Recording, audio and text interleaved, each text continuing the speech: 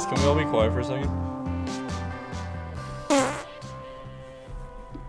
Thanks. Okay, everybody, this is the first episode of Afterbath. I think we're calling it Afterbath. We need a new intro song for Afterbath.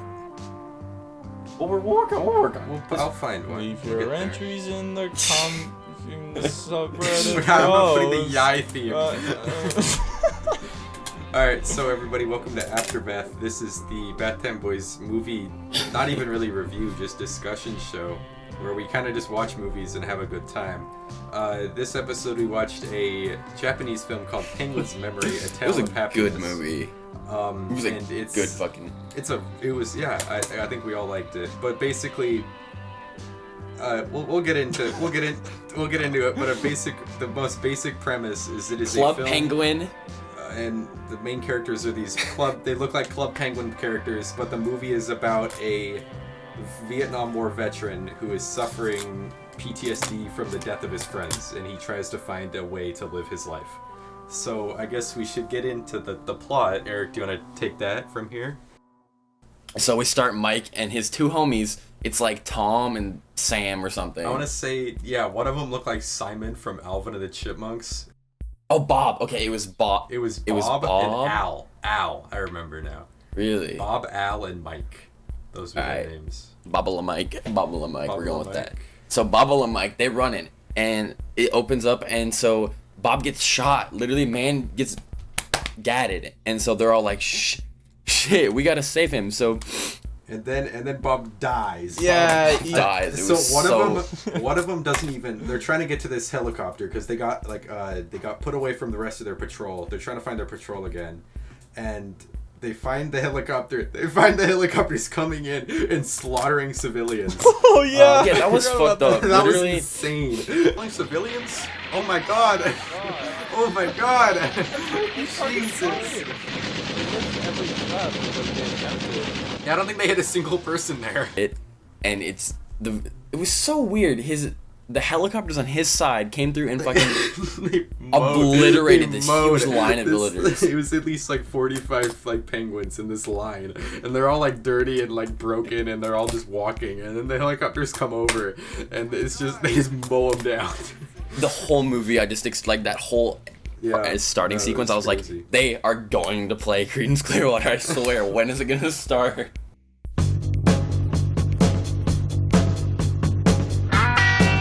And they're hanging on the helicopter. Yeah, and then this missile comes while they're taking off, and they miss. It hits a different helicopter, but it shakes the helicopter they're on. And then Al goes like flying off, and then Mike has to look at him, and then he's Fall to his death. He's like Al, as he like falls to his death. That was sad. You know, movies do that. That was really like they kill people, but like they don't actually kill people. So he could be alive, guys. That's what We watched him fall. No, dude, there was a we river. never 10 saw seconds. him dying though. We just saw him falling. He doesn't have to die. cinema That's how sins. movies work, bro. Yeah. This character woke up in the morning and turned off his alarm clock. Sin. Okay, so they're on the helicopter, then they go home, and then he's like, bro, what? He's like, bro, I'm sad, leave me alone. And then no one leaves him alone. And he's like, bro, okay, I'm not gonna say anything, but you're not helping. And he never says that. And everyone's like trying to give him tea and shit, and he's just like having Nam flashbacks. Some weird shit. No one understands his vibe. It's very sad. Alright, so moving on. Eventually Mike decides he needs to leave. He needs to go find somewhere, a quieter life where he can not be known for what he did in Vietnam, but rather he can make a new person for himself. So he walks for quite some time. We see a couple really cool painted shots. We see some cool cars they animated. Then he arrives in this town, and out of literal nowhere, there's this song.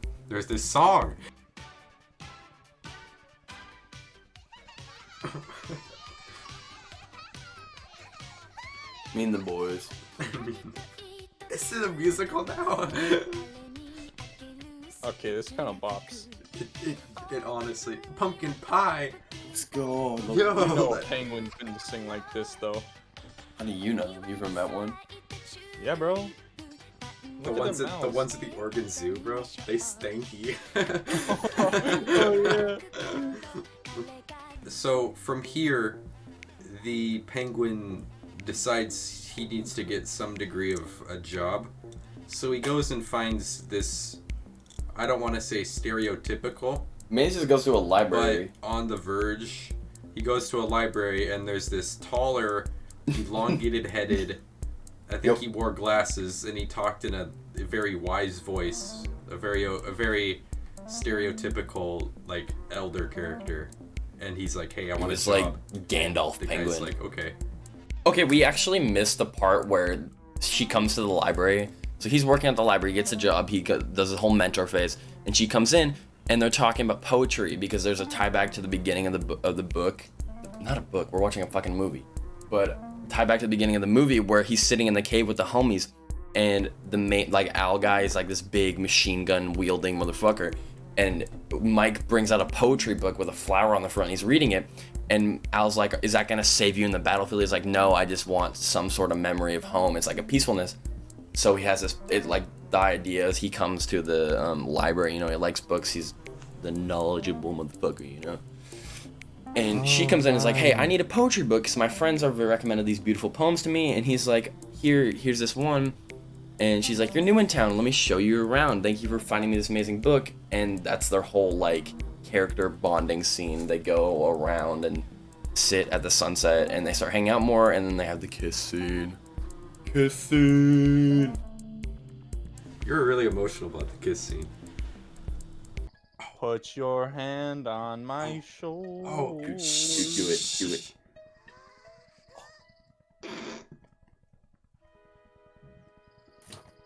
Let's fucking go. No, you gotta ear rape it for content. Ear rape it for content. Let's go! Mike!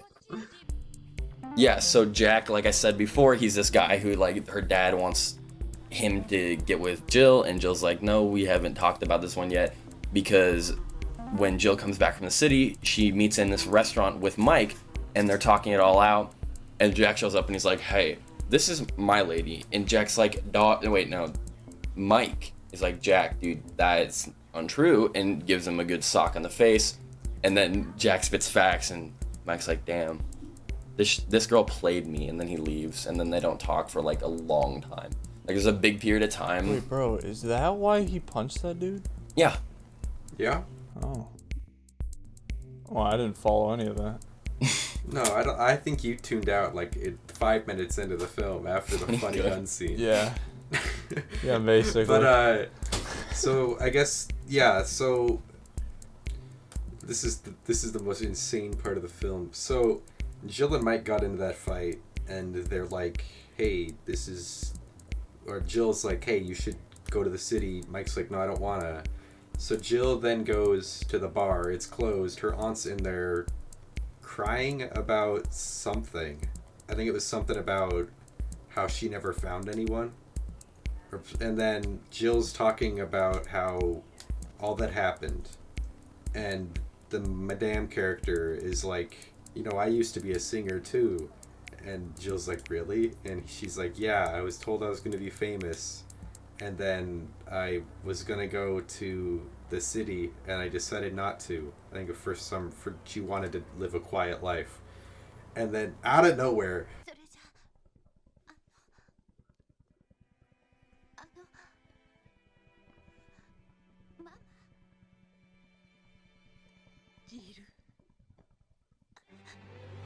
what? What? The aunt has been her mom the What? No way. What? Go back. No. How did it get here? Oh my god. For the most of the movie, I thought mom was dead. Mom dead type vibe. I thought the mom was dead. Yeah, I thought there was gonna be some sort of Jill understanding that her mom died, and to stop, that she would eventually come to terms with it. But it was like, no, the weird mom character in the bar That's your is fucking actually mom, your dog. And that incited some You're like, emotion. Oh, I remember. Guys, I remember that scene. I can chime in. That was a good scene. Alright. Alright, that's my contribution. Yeah. Goodbye. So Jill realizes that Mike was right. Lady just wants to sing at home. So she goes to Mike's apartment, and what we didn't know is that the really creepy penguin dude who was the producer was like listening. What the fuck? Oh my god, What was with that like he was like wow wow wow wow. Are they gonna kill her? Kidnap her and then make her sing. Might I add, this penguin like was a pedo. Man looks like a whole ass pedo. Sounds like a pedo, man. Whole ass pedo. Like on God, full pedo. Sicko mode. So he went sicko mode on some kids, Jared Fogle style. Oh, okay, stop there. But so yeah, then the producer's mad, so the producer comes back and follows behind Jill with this crazy buff penguin that looks like Snorlax. Looks like Snorlax, that's right. And then some crackhead tiny penguin that was missing a tooth and that like only laughed. Yeah, basically and had no thugs. lines. But thugs, yeah. And then Eric, do you want to get, or Matthew, do you remember this next part? Guinness. Were you drunk the whole time? No. The movie, it wasn't like it's not like we watched Interstellar. Matthew is faded right now and before. Matthew is mad faded. I'm just thinking about Guinness right now. Do you not remember it at all? What? Are you still playing GTA 5? No. Yeah. No. No, okay, the part where I just They get have jumped. no the recollection encounter. of any of this. They get jumped, the jump scene. Oh, and then he kills the guy. He does it. Okay. Oh, you have to set it up more than that. You have to like. I can't remember, man. I was too tired yesterday. I'm too Fucking tired right A. now. It's like everything's just a blur. So, Mike is in the house. Jill comes in. Jill's like, Mike, I don't want to sing anymore. I just want to be with you. And Mike's like, And then he kills the guy. Straight up, Pedo comes in with his henchman. Pedo's like, hey yo, you have to sing. And then Jill's like, nah. And Mike's like, hey, I'll beat your ass. I think he just threw him out a window when he died, but the one crackhead guy had a gun and tried to shoot him, but he smashed a table over his head. And this whole time he's having war flashbacks. Because it's like... Yeah, he's very emotional. It's all dripping, or it's finally coming out. Man's got the nut dripping And from then the tip. Mike's like, hey, man's ready. Oh, gross. But he beats Pedo, tiny guy, and Snorlax, and then he gets the arrested. po-po. For killing the guy? And I don't think he killed him. I think they Yeah, just bodily knocked him out. assault is what they said. Wait, with the gun? Yeah. Did he shoot a No, guy? the crackhead guy. I don't had know the what gun. happened Oh, there. man. The crackhead guy had a gun, Oh. and he was gonna shoot Mike, but I think Mike like, Smashed knocked the gun table. out of him. Chair. My bad. Dude, my man goes hard. I see a gun. I see the gun. Oh no! Bro! Oh no, it's the flashbacks. Dude, fucking kill him. Oh! Shit. Yeah. So then, second to last scene in the movie, it's Mike in prison. Jill's crying. Jill came to visit. Mike didn't see him. Then Mike then goes to his hearing, and I think he gets released. So they set him free because they understood his position. I guess. Oh, that's kind of nice then. The justice system actually understood for once, yeah. which would actually be a nice ending because finally somebody understands. Yeah, someone understands why he's so fucking sad. Damn, yeah, I didn't get any of the middle part of the movie, but I understood the beginning and ending, so I think that's what matters. Well, that's what Yeah. matters. Yeah. All right, then I guess you can give us the very last scene then. Matthew. Wasn't he in like a park or something, bro? Yeah, I think he was in a think he park. was There a- was a tree. Yeah, he was like He just was, sitting there. I think he was sitting there, and then somebody comes and says something to him, and he's like, yeah, okay. And then he decides... Wait, it was Jack. That's right, it was Jack, and Jack said something. I don't remember what, but it was... It was like meaningful give-off words, you know? And then Mike is like, I'm gonna go and see the things I want to see. And he's walking, and he sees this crossroads to these two places he's want to go to. It was like Mount Jeffrey and Sunset Beach. Those are nice. It was not Mount Jeffrey. What the fuck? Yeah, I guarantee you. $10 it was Mount Jeffrey. Thomas. Come at me right now. $10 it was Mount Jeffrey.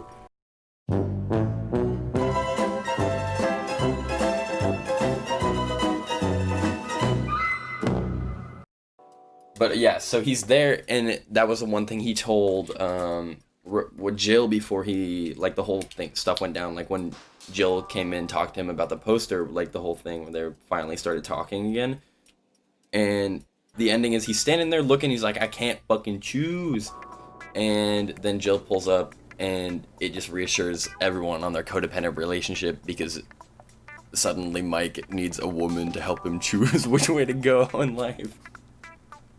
Hey, codependence. That's dumb, but is how society is built. No, literally, he was just like, it was someone who finally understood him and was like, hey, we got this, bitch. And so yeah, they kiss in the car and they don't go anywhere. They kiss. They have penguin bills. Penguin bills. No, they didn't. They just had mouths, but they were shaped like penguins. Do penguins have bills? Bills? They have beaks.